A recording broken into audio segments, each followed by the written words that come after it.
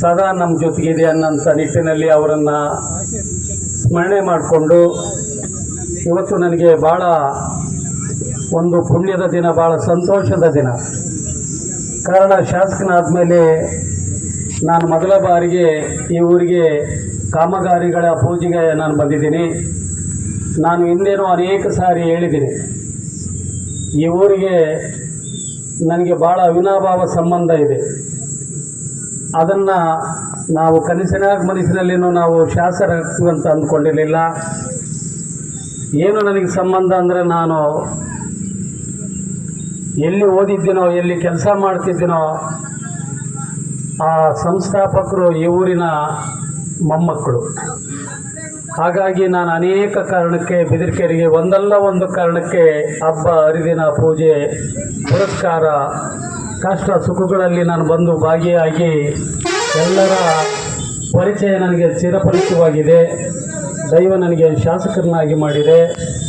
ಹಾಗಾಗಿ ನನ್ನ ವೈಯಕ್ತಿಕವಾಗಿ ಮತ್ತು ಶಾಸಕರಾಗಿ ಎರಡೂ ರೀತಿಯಾದ ಋಣವನ್ನು ನಾನು ಇಲ್ಲಿ ತೀರಿಸ್ಕೋಬೇಕಾಗಿದೆ ಅಂತ ಸಂದರ್ಭ ಇವತ್ತು ಬಂದಿರೋದು ನನಗೆ ಭಾಳ ಸಂತೋಷ. ಮೊದಲನೇದಾಗಿ 50 ಲಕ್ಷ ಸರ್ಕಲ್ಲು ಮತ್ತು ಪೆಟ್ಟಿಗೆ ಮಾರಮ್ಮ ದೇವಸ್ಥಾನದ ಸುತ್ತ ಒಂದು CC ರಸ್ತೆಯ ಕಾಮಗಾರಿಯನ್ನು ಇವತ್ತು ಮಾಡ್ತಾ ಇದ್ದು ನಿಮಿತ್ತ ಮಾತ್ರ. ಅದು ಈಗ ನಮ್ಮ ಇಂಜಿನಿಯರ್ ಸಾಹೇಬರು ಹೇಳ್ತಿದ್ರು, ಈ ಕಾಮಗಾರಿಯ ಒಂದು ಸಂಪೂರ್ಣ ಮಾಹಿತಿಯನ್ನು ನಿಮಗೆ ಕೊಟ್ಟಿದ್ದಾರೆ.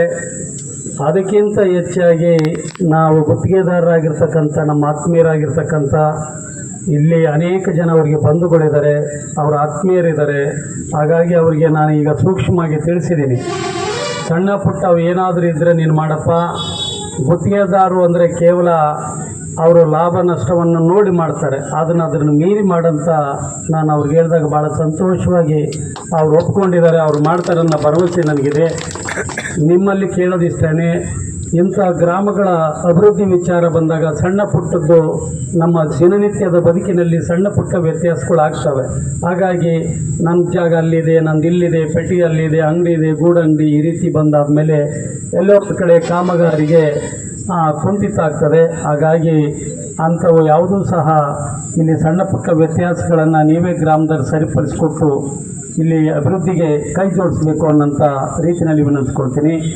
ಇದಾದ ಮೇಲೆ ನಾನು ಏನು ನಮ್ಮ ಎರಡು ಸಮಾಜಗಳಿದಾವಲ್ಲ, ಲೆಫ್ಟು ರೈಟು, ನಮ್ಮ AK ಮತ್ತು AD ಸಮಾಜಕ್ಕೂ ಹೋಗಿದ್ದೀನಿ ಅವರ ಕರೆ ಮೇರೆಗೆ. ಅಲ್ಲೇನೂ ಸಹ ಒಂದು ಭಜನಾ ಮಂದಿರ ಅಥವಾ ಅಂಬೇಡ್ಕರ್ ಮಂದಿರವನ್ನು ಬೇಕು ಅಂತ ಕೇಳ್ಕೊಂಡಾಗ ಜಾಗ ಉತ್ತಮವಾಗಿರ್ತಕ್ಕಂಥ ಜಾಗ ಇದೆ. ಅವ್ರು ಏನು ಕೇಳಿದರೂ ಅದಕ್ಕಿಂತ ಹೆಚ್ಚಾಗಿರ್ತಕ್ಕಂಥ ಒಂದು ಸಮುದಾಯವನ್ನು ನಾನು ಮಾಡಿಕೊಡ್ತೀನಿ. ಯಾಕಂದರೆ ಅಂಬೇಡ್ಕರ್ ಅವರ ಒಂದು ಆಶೀರ್ವಾದದಿಂದ ನಾನು ಇವತ್ತು ನನ್ನ ಮನೆಯಲ್ಲಿ elected body and selected body, ಒಬ್ಬರು ಎಲೆಕ್ಟ್ ಆಗಿ ಶಾಸಕರಾಗಿದ್ದೀವಿ, ಒಬ್ಬರು ಸೆಲೆಕ್ಟ್ ಆಗಿ IAS ಅಧಿಕಾರಿಯಾಗಿದ್ದಾರೆ. ಆ ಅಧಿಕಾರಿಯಾದರೂ ಮೊದಲ ಬಾರಿಗೆ MBBS ಆದಮೇಲೆ ಇದೇ ನಮ್ಮ ಅಣ್ಣರಿದ್ದಾರೆ, ನಮ್ಮ ಗೌಡರು ಪ್ರಬಣ್ಣರ ಮನೆಯಲ್ಲಿ ನನಗೆ ಜಾಗ ಕೊಟ್ಟು ಈ ಗ್ರಾಮದವರೆಲ್ಲರೂ ನನ್ನ ಮಗ MBBS ವೈದ್ಯನಾಗಿ ಇಲ್ಲಿ ಕೆಲಸ ಮಾಡೋಕ್ಕೆ ಅವಕಾಶ ಮಾಡಿಕೊಟ್ಟಿದ್ರು. ಅವನು ಕೆಲವೇ ದಿನ ಇಲ್ಲಿದ್ದು ನಿಮ್ಮೆಲ್ಲರ ಆಶೀರ್ವಾದದಿಂದ, ಈ ಗ್ರಾಮಸ್ಥರ ಋಣದಿಂದ ಇವತ್ತು ಒಬ್ಬ IAS ಅಧಿಕಾರಿಯಾಗಿದ್ದಾನೆ ಅನ್ನೋದನ್ನ ಎದೆ ತುಂಬಿ ಹೇಳ್ತೀನಿ. ಈ ಮಣ್ಣಿನ ಗುಣ ಅನ್ನೋಂಥ ಒಂದು ನಾನು ಸ್ಮರಣೆ ಮಾಡ್ಕೊಳ್ತೀನಿ. ಹಾಗಾಗಿ ಅಲ್ಲಿ ಏನು ಬೇಕಾಗಿದೋ ಎರಡೂ ರೀತಿಯಾಗಿ ನಿಮಗೆ ಮಾಡಿಕೊಡೋಂಥ ಕೆಲಸ.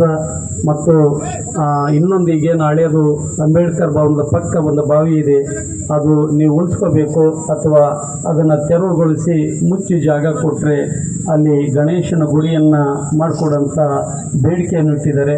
ಅದನ್ನು ನಾನು ಖಂಡಿತವಾಗಿ ಮಾಡಿಕೊಡ್ತೀನಿ ನನ್ನ ಮಾತನ್ನು ಹೇಳಕ್ಕೆ ಬಯಸಿ, ಇದು ತೇರು ಬೀದಿ ಭಾಳ ದಿನದಿಂದ ತೇರು ಹೋಗಬೇಕಾದ್ರೆ ತಗ್ಗು ಗುಂಡಿಗಳಿದ್ದರೆ ಸ್ಪಷ್ಟವಾಗಿ ತೇರು ಹರಿಯೋಕ್ಕೆ, ರಥ ಹರಿಯೋಕ್ಕೆ ಸಾಧ್ಯ ಆಗಲ್ಲ. ಆ ಕಾರಣಕ್ಕೋಸ್ಕರ ಮುಂದಿನ ರಥೋತ್ಸವಕ್ಕೆ ಖಂಡಿತವಾಗಲಿ ಇಲ್ಲಿ CC ರಸ್ತೆ ಭಾಳ ವಿಶೇಷವಾಗಿ ಆಗಿರುತ್ತೆ. ಈ ಬಾರಿ CC ರಸ್ತೆಯ ಮುಖಾಂತರನೇ ದೊಣ್ಣೆಹಳ್ಳಿ ಬಸವೇಶ್ವರ ರಥೋತ್ಸವ ಜರುಗಿದೆ. ಮುಂದಿನ ಇದರಿಂದಲೇ ಆಗ್ತದೆ. ಅದಾದ ಮೇಲೆ ಇನ್ನೂ ಅನೇಕ ಕೆಲಸಗಳು ಏನೇನು ಆಗಬೇಕಾಗಿದೆಯೋ ಅದನ್ನು ಮಾಡಿಕೊಡ್ತೀನಿ. ಈಗ ನಮ್ಮ KB ಸರ್ಕಲ್ ಅಥವಾ ಜಗಳೂರು ಸರ್ಕಲನ್ನು ನಾವು ನೋಡಿದರೆ ದಾವಣಗೆರೆವರೆಗೂ ದ್ವಿಮುಖ ರಸ್ತೆ ಮತ್ತು ಅಲ್ಲಿ ವಿಶೇಷವಾಗಿರ್ತಕ್ಕಂಥ ಲೈಟಿನ ವ್ಯವಸ್ಥೆ ಆಗಿದೆ. ಇನ್ನು ಚಳ್ಳಕೆರೆ ರಸ್ತೆನೂ ಅದೇ ಆಗಿದೆ. ಇನ್ನು ಕೆರೆಯರ ಮೇಲೆ ಆಗಿದೆ. ಈ ಬಿದಿರಕೆರೆ ಭಾಗ ಒಂದು ಆಗಿಲ್ಲ. ಅದನ್ನು ನಾವು ವಿಶೇಷವಾಗಿ ಯಾವ ರೀತಿ ಮಾಡಬೇಕು ಅನ್ನೋಂಥದ್ದನ್ನು ಡಬಲ್ ರಸ್ತೆ ಈಗ ಏನಾಗಿದೆ ಅದರಿಂದ ಮುಂದುವರೆದ ಕಾಮಗಾರಿಯಾಗಿ ಮಾಡಿ ಬಿದಿರಕೆರೆನೂ ಇಲ್ಲಿ 2 ಶಾಸಕರನ್ನು ಕೊಟ್ಟಂಥ ಗ್ರಾಮ, ಇತಿಹಾಸ ಹೊಂದಿರತಕ್ಕಂಥ ಗ್ರಾಮ, ಇದು ಧರ್ಮಕ್ಕೆ ಹೆಸರಾದಂಥ ಗ್ರಾಮ, ಶಿಕ್ಷಣಕ್ಕೆ ಹೆಸರಾದಂಥ ಗ್ರಾಮ. ಹಾಗಾಗಿ ಈ ಗ್ರಾಮಕ್ಕೆ ಮತ್ತೆ ಮುಂದೆ ಬರೋ ಪೀಳಿಗೆಗೆ ಈ ಎಲ್ಲ ಸಂಸ್ಕೃತಿ, ಶಿಕ್ಷಣ ಮತ್ತು ಸಾಮಾಜಿಕ, ಆರ್ಥಿಕ, ಧಾರ್ಮಿಕವಾಗಿ ಈ ಗ್ರಾಮ ಮುಂದೆ ಬರಲಿ ಅನ್ನೋ ನಿಟ್ಟಿನಲ್ಲಿ ನನ್ನ ಅವಧಿಯಲ್ಲಿ ಎಲ್ಲ ರೀತಿಯಾದ ಸಹಕಾರವನ್ನು ನಾನು ಕೊಡ್ತೀನಿ. ಜೊತೆಗೆ ಇವತ್ತೊಂದು ಸಂತೋಷದಿಂದ ನಾನು ಒಂದು ಮಾತನ್ನು ಇಲ್ಲಿ ಹೇಳ್ತೀನಿ. ಇದೇ ಗ್ರಾಮದ ಸುಪುತ್ರರು MLA ಆದಂಥ ಸಂದರ್ಭದಲ್ಲಿ ಬಂಧುಗಳು ಮತ್ತು ಈ ಗ್ರಾಮದ ಮಗನಾಗಿರ್ತಕ್ಕಂಥ ರಾಜೇಶ್ ಅಣ್ಣವರು ನಮ್ಮೂರಿಗೆ 1 ಕೋಟಿ ಕೊಟ್ಟು ಅಭಿವೃದ್ಧಿಗಳನ್ನ ಪಡಿಸಿದ್ದಾರೆ. ಅವತ್ತು ನಮ್ಮ ಚಿಕ್ಕಮನಟ್ಟಿ ಗ್ರಾಮವನ್ನು. ಇವತ್ತು ನಾನು ಶಾಸಕನಾಗಿದ್ದರೆ ಅಲ್ಲೇನು ನಾನು ಯಾವುದೇ ರೀತಿಯಾಗಿ ನಿಮ್ಮೂರಿಗೆ ಆಗಲಿ ಅವರ ಋಣವನ್ನು ತೀರ್ಸೋಕ್ಕಾಗ್ತಿರಲಿಲ್ಲ. ಆದರೆ ಶಾಸಕನಾಗಿ ಆಯ್ಕೆಯಾಗಿದ್ದೀನಿ. ಅವತ್ತೇನು ಕೊಟ್ಟಿದ್ದಾರೆ ರಾಜೇಶಣ್ಣ 1 ಕೋಟಿ ನಮ್ಮೂರಿಗೆ ಕೊಟ್ಟು ದೇವಸ್ಥಾನ ಬೇರೆ ಬೇರೆ ಕೆಲಸ 3 ಸಮಾಜಕ್ಕೂ ಕೊಟ್ಟಿದ್ದಾರೆ. ನಾನು ಅದೇ ರೀತಿ 2 ಪಟ್ಟನ್ನು ನಾನು ಕೊಡ್ತೀನಿ ಅಂತ ಹಿಂದೆ ಒಂದು ವೇದಿಕೆಯಲ್ಲಿ ಅವ್ರು ಇದ್ದಾಗಲೇ ಹೇಳಿದ್ದೆ. ಇವತ್ತು ನಾನು ಹೇಳ್ತಾ ಇದ್ದೀನಿ, ದಯಮಾಡಿ ಇವತ್ತು ನಾವು ರಾಜ ಆಗೋವರೆಗೆ ರಾಜಕೀಯ ಮಾಡಬೇಕಂತೆ, ರಾಜ ಆದಮೇಲೆ ರಾಜ ನೀತಿ, ರಾಜ ಧರ್ಮ ಪಾಲನೆ ಮಾಡಬೇಕಂತೆ. ಹಾಗಾಗಿ ನಾನು ಕಾಂಗ್ರೆಸ್ಸಿನ MLA, ಆದರೆ ನನಗೆ ಯಾವ ಪಕ್ಷದ ಅನ್ನೋದು ಅಭಿವೃದ್ಧಿ ವಿಚಾರ ಬಂದಾಗ ನಾನು ನಿಮ್ಮ ಸೇವಕ ಅನ್ನೋಂಥದ್ದು ನಾನು ರಕ್ತ ಕಣಕಣದಲ್ಲಿ ಇಟ್ಕೊಂಡಿದ್ದೀನಿ.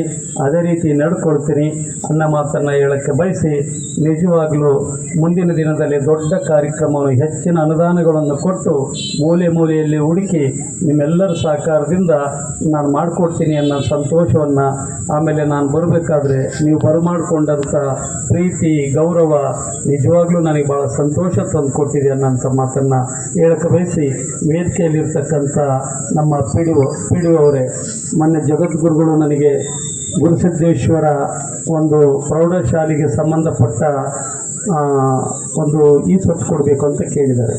ಅದನ್ನು ಅತಿ ಶೀಘ್ರದಲ್ಲಿ ನೀನು ರೆಡಿ ಮಾಡಿ ನನ್ನ ಗಮನಕ್ಕೆ ತಂದು ನೀವು ಮತ್ತು